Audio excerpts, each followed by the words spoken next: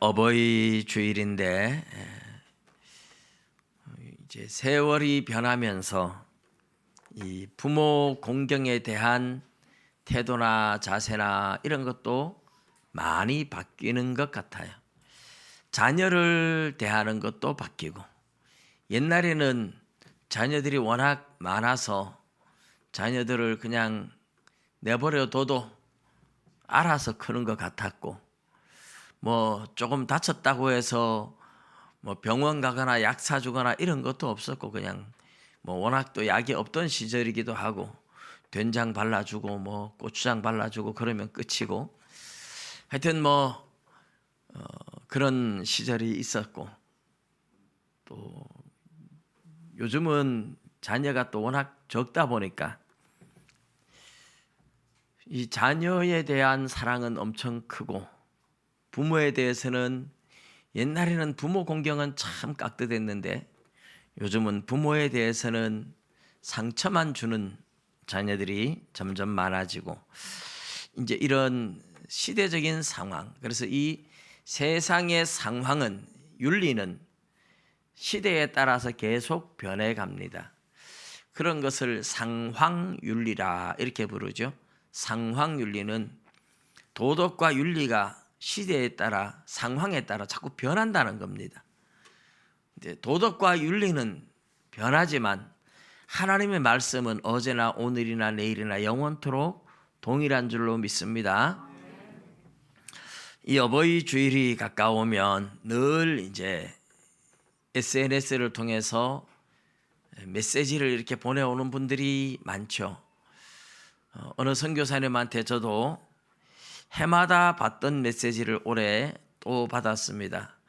곰곰이 읽으면서 생각을 해봤습니다. 제목은 연어와 가물치, 이런 제목입니다.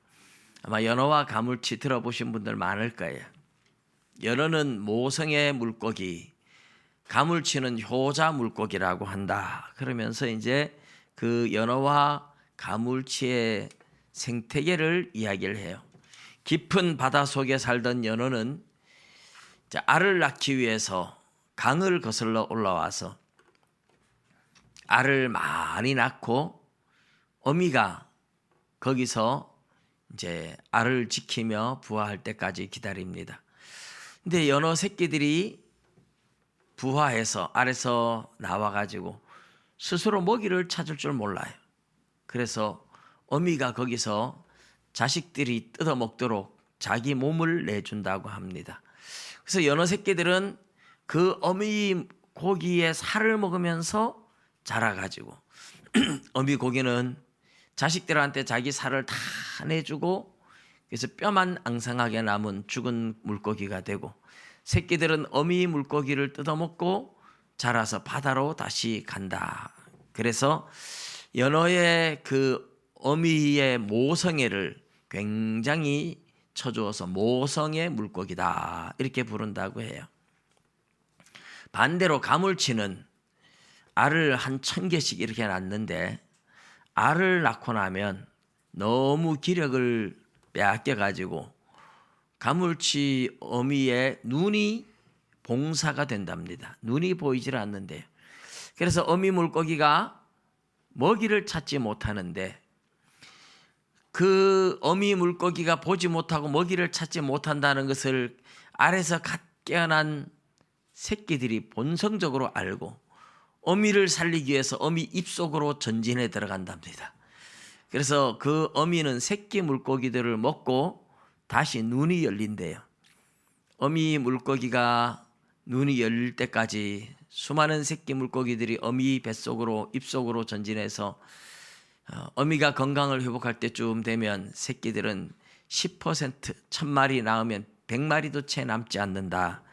그래서 이 물고기를 효자 물고기라고 한다. 그렇게 해서 이제 SNS에 늘 보내는 그게 와서, 저는 이게 이제 제가 물고기 생태는 잘 모르니까 인터넷에도 찾아봤습니다. 인터넷에도 똑같은 이야기가 다네요. 사실은 사실인가 봅니다.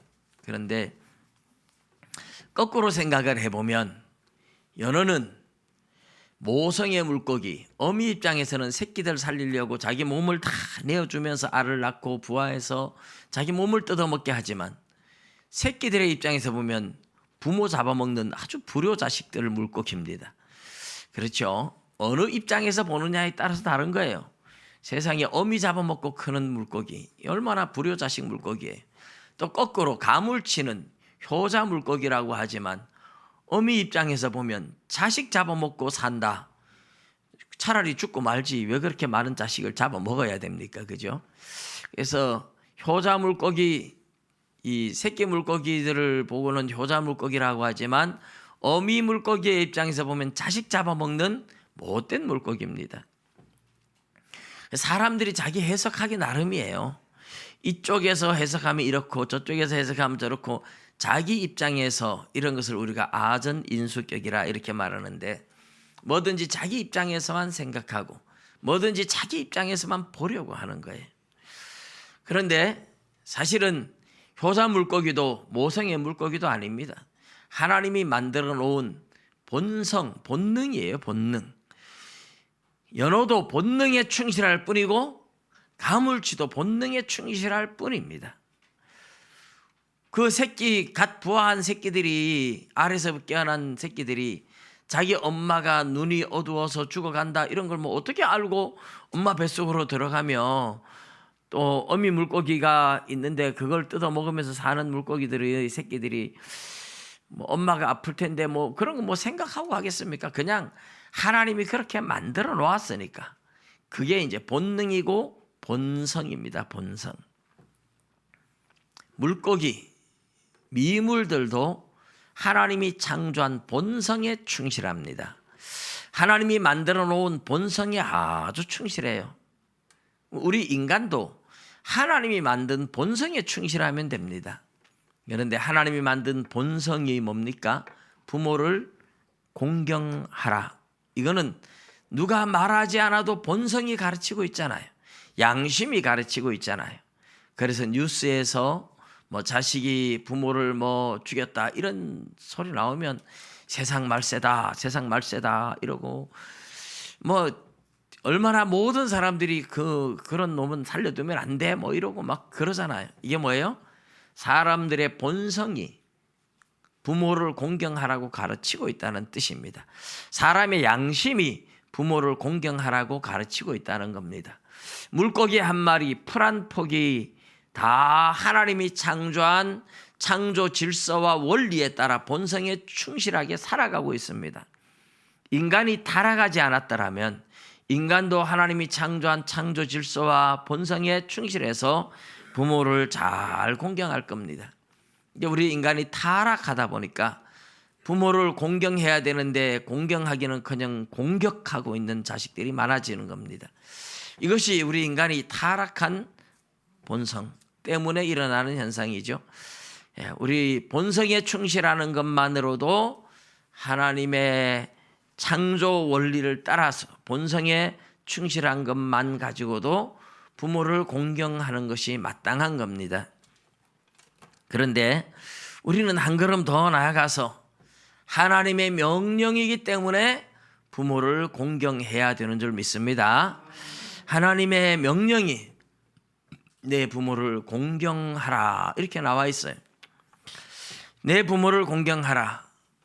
그러면서 바울 사도가 에베소 교회에 보내는 편지에 보면, 자녀들아 주 안에서 너희 부모에게 순종하라.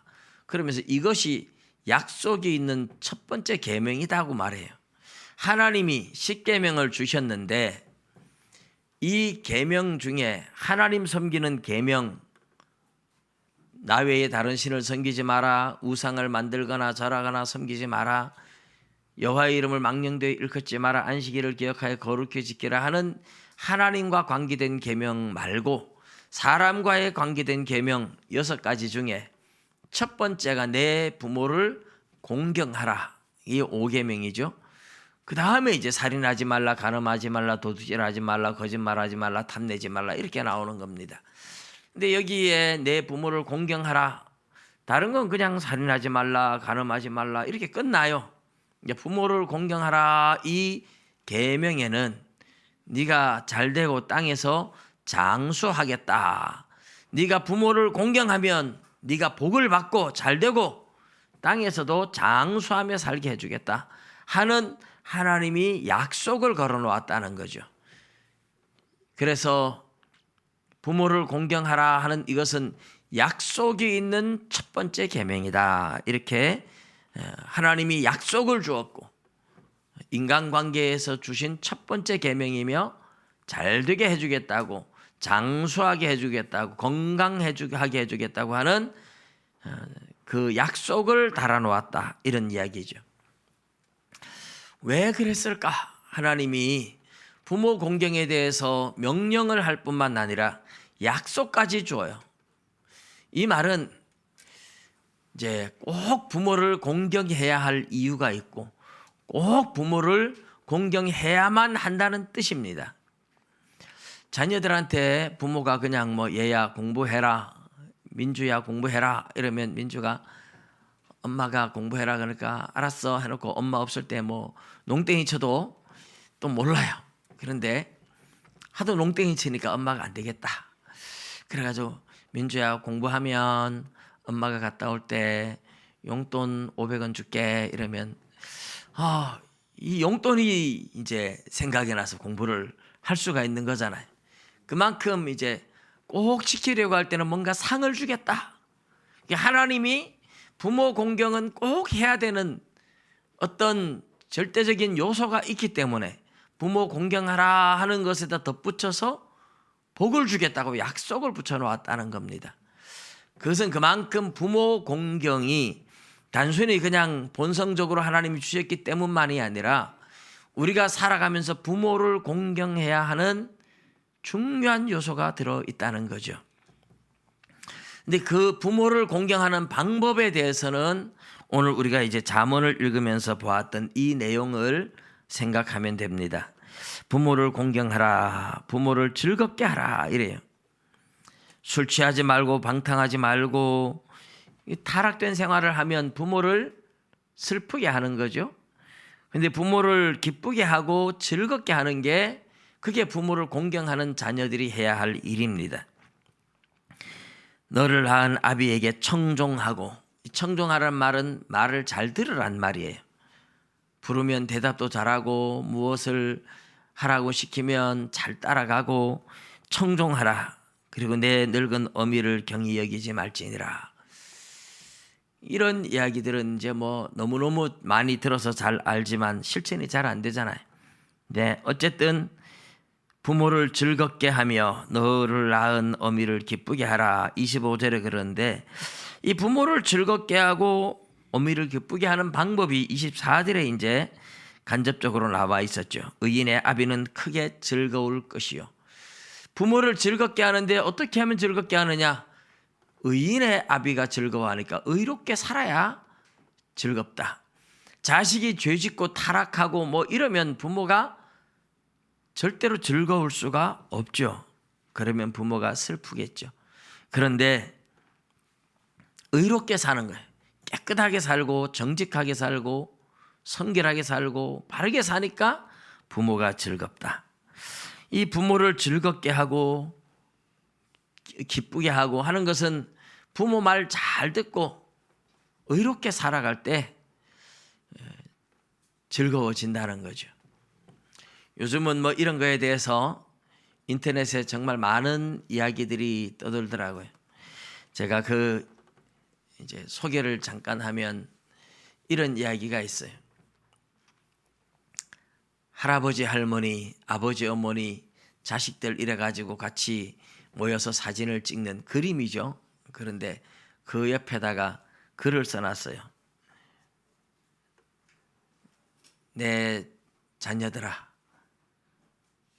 내가 꽃만 받기에는 너무 정성으로 너희들을 키웠단다. 그러니까 꽃 하나 주고 끝내지 말라는 얘기죠. 요즘 세태에 대한 돈 내놔라 이런 쉬운 말로 말하면 이제 그런 이야기죠. 그리고 이제 또 한 글을 제가 보니까 참 이건 감동적이에요. 아들이 엄마하고 막 싸워요. 엄마한테 막 대들고 화를 내고 막 싸웠어요. 아버지가 그걸 봤어요. 그래서 며칠 있다가 아들하고 아버지하고 차를 타고 조용히 이제 가는데 아버지가 아들한테 조용히 묻습니다. 아들아, 네 사랑하는 애인이 있지? 예. 누가 네 사랑한 애인을 화나게 만들고 막 덤비고 슬프게 만들면 너는 어떻게 할 거야? 그러니까 가만히 놔두겠습니까? 패줘야 되죠. 그러니까 아버지가 있다가 네 엄마는 내가 그렇게 사랑하는 나의 애인이란다 그러더래요. 그래서 아들이 많이 반성했겠죠. 아빠가 사랑하는 아빠의 애인을 슬프게 했으니까 자기도 자기 애인을 누가 슬프게 하면 화를 낼 거라고 했는데 자기도 아빠의 애인을 슬프게 했다 이거죠. 그렇게 자녀를 그렇게 조용히 아주 훈육하는 아버지, 아주 멋진 아버지죠. 그런 지혜와 그런 말로 훈육을 할 수 있다면 정말 멋진 거죠. 뭐 이런 이야기들이 이제 어버이 주일이 되고 뭐 이러면 굉장히 많이 이렇게 도는데 제가 다 소개도 못 하겠습니다만은, 근데 성경에서 말하고 있는 복을 주겠다는 것과 또 부모를 공경하라고 하는 이유들이 있어요. 이유. 부모를 공경하는 그 모습에서 이제 사람과의 관계, 인간과의 관계가 굉장히 중요합니다. 부모를 공경하고 부모를 두려워할 줄 알고 부모 말을 순종하고 부모를 슬프게 하지 않고 기쁘게 해드리려고 하는 이런 자식은 사회에 나가서도 절대로 빗나가질 않아요. 내가 세상에서 죄짓고 막대먹게 살고 이런 자녀가 내가 이렇게 나쁜 짓 하다가 이 이야기가 우리 부모의 귀에 들어가면 어떻게 할까?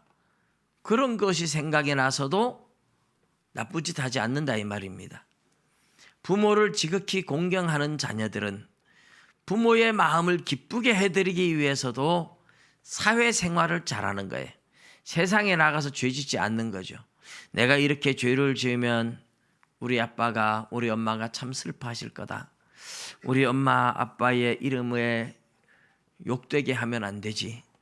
그래서 부모를 정말 공경하는 자녀는 부모를 공경하는 만큼 이웃에게도 세상에서도 바르게 착하게 성실하게 살아갑니다. 그러니까 가정이 이 사회의 축소판이고 교회의 축소판인데 가정에서부터 사회생활은 시작됩니다. 가정에서 부모를 공경함으로 인해서 가정에서 바르게 크는 자녀들은 사회에 나가서 세상에 나가서도 바르게 자라갑니다. 이런 이유가 부모를 공경하게 만드는 하나님의 이유입니다. 이 부모를 공경하는 그런 자녀들은 세상을 악하게 만들어 가질 않아요. 그런데 부모를 전혀 공경하지 않고 아주 부모를 죽이기까지 하는 이런 사람이라면 세상에 나가서도 똑같습니다. 세상에 그런 사람들이 많아지면 세상은 너무너무 악한 세상이 되겠죠. 노아 홍수처럼 하나님께서 더 이상 내가 두고 볼 수 없다 하고 심판할 만큼 세상은 엉망이 될 겁니다. 그래서 세상은 사람들이 모여서 이 세상은 어쨌든 수많은 사람들이 모여서 수많은 사람들의 구성원들이 모여서 사회를 만들어가고 이루어갑니다. 근데 이런 사람들이 가정에서 어떤 교육을 받고 나왔느냐, 부모를 공경하느냐 공경하지 않느냐, 이런 수많은 자녀들이 다양한 문화 속에 다양한 사람들이 모여서 세상을 이루어갑니다. 근데 자녀들이 가정에서 바른 예절 교육을 받고 부모를 공경할 줄 알고 이런 자녀들이 세상에 모이면 세상에서도 똑같이 아름다운 세상을 만들어가죠. 우리 속담에 집에서 새는 바가지 들에서도 샌다 이런 말이 있잖아요. 집에서 교육을 받은 그것이 세상에 나가도 똑같이 그대로 합니다. 그리고 부모를 공경하는 자녀들, 예의를 아는 자녀들은 세상에 나가도 똑같이 바르게 세상을 만들어 갑니다. 그러나 부모를 공경할 줄 모르는 막대 먹은 자식들은 세상에 나가서도 막대 먹게 살죠. 그러면 세상이 엉망이 되는 겁니다. 하나님은 이 세상의 질서가, 이 세상의 사회가 평화롭고 아름답고 질서 있는 세상을 만들기 위해서 가정에서부터 바르게 교육을 받아야 된다는 것을 알고 계신 거예요. 그래서 가정에서 바르게 교육이 된다는 것은 부모를 공경하는 자식이 돼야 된다는 것을 알고 계신 거죠. 그래서 부모를 공경하라 그래요. 근데 공경하라 하는 것으로 끝나지 않고 약속까지 주면서 꼭 부모를 공경해야 된다, 이렇게 말씀하고 있는 겁니다. 부모를 제대로 공경할 줄 아는 사람들이 세상도 아름다운 세상으로 만들어 간다는 뜻이겠죠. 자, 그리고 나면 이제 하나님께서 그런 부모를 공경하라고 그렇게 강조하면서 아름다운 세상을 만들기 위해서 부모를 공경하는 자식으로 만들어 가면서 약속을 주셨는데 그 약속이 뭐냐? 땅에서 잘 되고 장수하겠다. 이 장수한다는 말은요, 건강을 의미합니다. 단순히 길게 산다는 말이 아니에요. 병들고 아파서 내 몸도 가누지 못하면서 길게 사는 게 복은 아니잖아요. 하나님께서 장수하겠다고 하는 말은 건강한 모습으로 오래 살겠다고 약속해 주시는 거예요. 근데 그것이 부모를 공경하는 자식들에게 주어지는 복입니다. 부모한테 잘하는 자식들에게 땅에서 잘 되게 해주겠다고 약속을 해요. 이런 증거들이 성경에 나옵니다. 성경에 자식들을 축복하는 여러 축복의 이야기가 나오지만 대표적으로 노아가 자기 아들 셈과 함과 야벳을 향해서, 그리고 야곱이 자기의 12아들을 축복하는 장면이 그렇게 창세기에 나오고 있습니다. 노아의 세 아들 셈과 함과 야벳 중에 함은 아버지가 포도주에 취해서 열이 나서 옷을 벗고 장막에 누워 자는 것을 우연히 들어가서 보았겠지만, 그것을 보고 나서 자식들한테 동생 형 셈과 야벳한테 와서 아버지의 그 부끄러운 것을 고했다. 그런데 이게 단순히 고했다는 말이 아니고 좀 비난했다는 의미가 들어있는 뜻입니다. 이렇게 했을 때에 셈과 야벳은 옷을 가지고 뒷걸음질 쳐서 들어가서 아버지에게 덮어주고 그렇게 아버지 하체를 보지 않고 남았어요. 노아가 잠에서 깨고 난 후에 그 사실들을 알고 셈과 야벳을 축복하고 함을 저주합니다. 자, 그런데 그들의 행위대로 축복과 저주가 이어지죠. 그런데 그들이 다른 행위가 아니고 부모에게 어떻게 했느냐의 행위에 따라서 축복과 저주가 이어졌다 하는 뜻입니다. 야곱의 이야기도 보면 야곱이 12아들을 축복할 때에 아버지의 마음을 즐겁게 해준 아들이 있어요. 요셉, 유다. 이 아버지의 마음을 즐겁게 만들어주고 아버지의 마음을 행복하게 만들어준 아들이죠. 그들에게는 마음껏 축복합니다. 그런데 르우벤, 아버지의 첩 빌하와 간통을 했어요. 너는 탁월하지만 탁월하지 못하겠다. 장자의 권리도 빼앗기고 탁월하지 못하게 만들어요. 아버지를 슬프게 한 아들이죠. 그리고 레위와 시므온, 아버지의 말을 듣지 않고 세겜 족속을 멸망시켰는데 그 시므온과 레위는 우리 성경에서는 세겜과의 싸움만 나오지만 실제로 요셉을 팔 때에 가장 앞장선 사람들이 시므온과 레위라고 볼 수 있어요. 성경에는 기록은 되어 있지 않지만 요셉이 애굽의 총리로 있을 때에 양식을 사러 온 12형제 10명의 형들이죠. 10명의 형제를 붙잡아 놓고 첩자라고 말하면서 협박을 하다가 가서 양식을 가지고 가서 가족들 살리고 동생 있다고 하니까 동생도 데리고 와라. 그러면서 돌아오지 않을까 봐 한 명을 인질로 잡아 놓을 때에 시므온을 잡아 놓습니다. 시므온. 왜 시므온을 잡아 놓겠어요? 볼 것도 없이 요셉을 팔 때에 가장 앞장서서 요셉을 가장 괴롭히고 멸시하고 미워했던 형이라는 그 느낌이 바로 들지요. 그렇기 때문에 시므온을 감옥에 가둡니다. 시므온은 언제나 레위가 있을 때 레위와 짝짝꿍이 되어서 나쁜 짓을 했어요. 혼자 있으면 큰 죄를 안 짓는데 둘이 시므온과 레위는 만났다 그러면 죄지을 궁리만 해요. 그래서 야곱이 12형제들 축복할 때에 시므온과 레위는 형제로다 이래요. 다 형제죠. 다 형제인데 그 형제로다 하는 말은 둘이 주기가 짝짝 맞는다는 거죠. 그래도 좋은 일에 주기가 맞으면 좋은데 나쁜 일에 손발이 착착 맞아 들어간다는 뜻입니다. 그래서 그들의 칼은 살이 나는 기계라고 이야기를 하면서 축복이 아닌 저주에 가까운 선언을 했었습니다. 그리고 요셉은 아버지 야곱이 얼마나 사랑하는 아들인데 그 요셉을 팔아버린 거기에 앞장선 시몬과 레위는 얼마나 더 괘씸하고 믿겠습니까? 그러니까 아버지가 12아들을 놓고 축복할 때에 유다와 요셉은 그렇게 축복을 하면서 시몬과 레위와 루벤은 저주에 가까운 선언을 해요. 근데 이게 그들의 분량대로 이 창세기 49장에 보면 그들의 분량대로 축복했다 하는데 이 분량들이 그들이 행한 행위대로인데 그 행위가 가만히 보면요. 뭐 남들과의 행위 이런 게 아니에요. 부모한테 어떻게 행했느냐 그 행위입니다.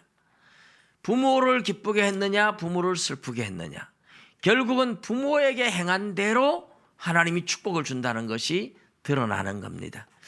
창세기의 노아의 이야기와 야곱의 이야기 속에서 자식들을 축복하는데 그 자식들이 부모에게 어떻게 했느냐 부모를 공경했느냐 그럴 때에 잘되고 장수하겠다 한 약속대로 부모에게 어떻게 했느냐가 그들이 축복받는 분량이었다.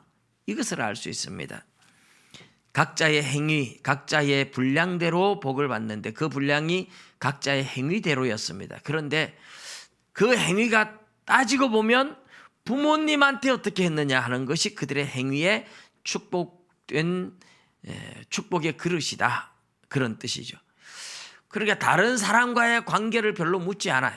세상에서 뭐 열심히 이웃을 위해서 살고 물론 부모를 잘 공경하는 사람은 이웃도 잘 섬기게 되어 있습니다.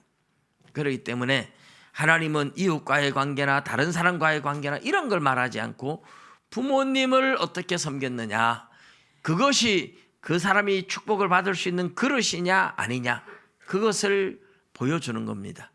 부모를 힘들게 하고 부모를 슬프게 한 사람들은 축복의 그릇이 없고 부모를 기쁘게 하고 즐겁게 한 사람들은 엄청나게 큰 축복의 그릇이 되었다 하는 것을 창세기 야곱의 축복의 이야기에서 창세기 49장에서 잘 보여주고 있죠.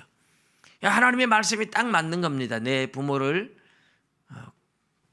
부모에게 순종해라. 이것이 약속 있는 첫 계명이니 네가 잘되고 땅에서 장수하리라 한 하나님의 약속 그대로 실제로 성경에서 샘플들이 많이 나오는 겁니다. 그렇게 야곱이 12아들을 축복하는 모습에서도 정확하게 나타나고 있습니다. 이미 부모님이 다 돌아가신 분들이야 이제는 하나님을 이제 섬기는 것이 부모를 섬기는 것이 되어 있지만 우리 젊은 세대들은 우리 부모님들을 즐겁게 해드리는 것 그것이 저를 포함해서 여기에 우리 젊은 세대들 아직까지 부모님이 살아있는 그런 우리 젊은 세대들은 부모님들이 살아 계실 때 잘해야 돌아가시고 나서 후회가 남지 않아요. 살아 계실 때 잘못하고 나서 돌아가고 나서 눈물 흘리고 콧물 흘리고 그 무슨 소용이 있습니까? 살아 계실 때 부모한테 잘 못한 자식들이 꼭 막 제사는 거창하게 지내야 되고 막 그래요. 더 막 통곡하고 울고 그러면서 자기가 되게 효자인 척해요. 그거는 사실 자기가 효자인 척하는 거지. 워낙 불효를 했기 때문에 그 불효했는 것을 무마시키고 효자인 척하느라고 살아계실 때 잘 못한 자식들이 부모 돌아가시고 나면 막 더 울고 불고 통곡하고 제사상도 막 더 크게 차리고 그렇게 막 부모 무덤을 막 어마어마하게 의리의리하게 하고 상석 갖다 세우고 그러면 아, 저 자식은 효자구나 이렇게 생각하는 사람들이 많지만 사실은 저 자식은 불효자였구나 이렇게 생각하시면 맞습니다. 부모가 살아계실 때 잘한 자식들은 부모 돌아가시고 나서 아쉬움이 남지 않아요. 내가 최선을 다했다. 그래서 그렇게 눈물 흘리고 통곡하고 막 그렇게 하지도 않아요. 잘 가세요. 그냥 잘 가세요. 마지막 작별 인사가 그렇게 되죠. 부모에게 잘한 사람들은 그 돌아가신 부모님을 생각하면서 그렇게 눈물 짓고 막 그렇게 애달파하고 불효자는 웁니다 막 이런 노래 불러가면서 정승맞게 그러지 않습니다. 부모한테 못한 자식들이 늘 그렇습니다. 여러분 남은 여생이 부모님 돌아가시고 나면 뼈아픈 후회가 남아서 아파하지 말고 멀리 부모님이 계시면 좀 자주 찾아가 보고 자주 찾아갈 형편이 안 되면 전화라도 자주 드리고 할 수 있으면 용돈도 자주 드리고 그래서 부모님을 즐겁게 해드리는 그래서 여러분 하나님의 명령 따라 즐겁게 해드릴 뿐만 아니라 그것이 여러분의 복을 받는 그릇이다 하는 것을 꼭 기억하시고 이 어버이 주일을 맞이해서 다시 한번 부모님을 생각하고 다짐하고 결단하는 시간이 될 수 있기를 주님의 이름으로 축복합니다. 기도드리겠습니다.